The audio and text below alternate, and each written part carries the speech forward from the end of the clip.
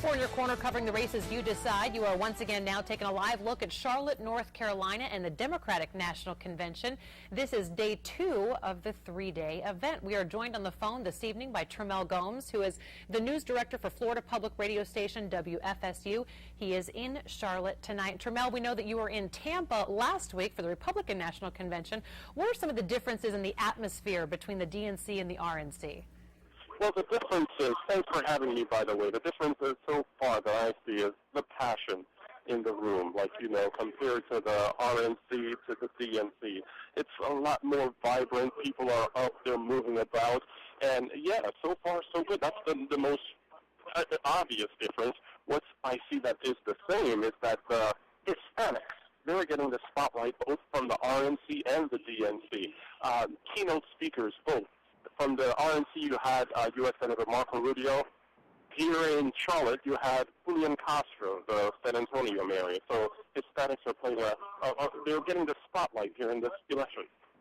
Certainly a lot of passionate speakers, I'm sure. We know First Lady Michelle Obama spoke last night. How do you think her speech differed from Ann Romney's? Or basically, who do you think had a bigger impact on the female voters? I know that's a big thing in this year's election.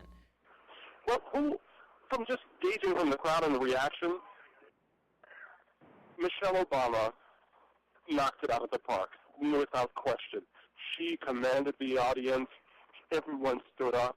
It told a story. It was relating, bringing people back to who Barack Obama really is. That was her goal. She said to make people remember why they voted for this guy in the first place. And before he was a president or the title of a president, he's just a regular guy. So she knocked that speech out of the park, and you could gauge it from the people's reaction here in the arena, standing up, hanging by every word. So compared to Ann Romney, where her goal last week was to make Mitt more appealing to everyone, that he's not out of touch, he's not some rich person.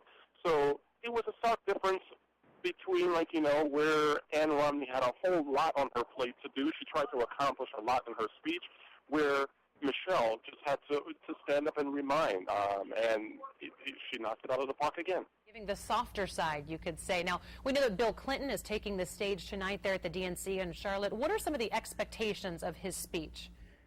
The expectations for Bill Clinton, of course, the history with Bill Clinton, they weren't always friends, knowing that his wife was once his opponent for president. So now they've become friends, but under Bill Clinton, the economy, the nation's budget, it was a balanced budget. So Mr. Clinton would actually appeal to the people to say, you have a good guy here in office, and this is why he should remain in office, and you should give him another chance for 4 more years.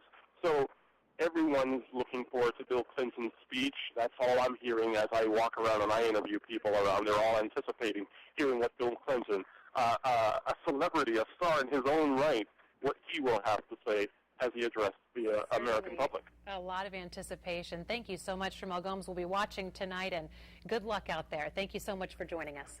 Thanks for having me. Thank you.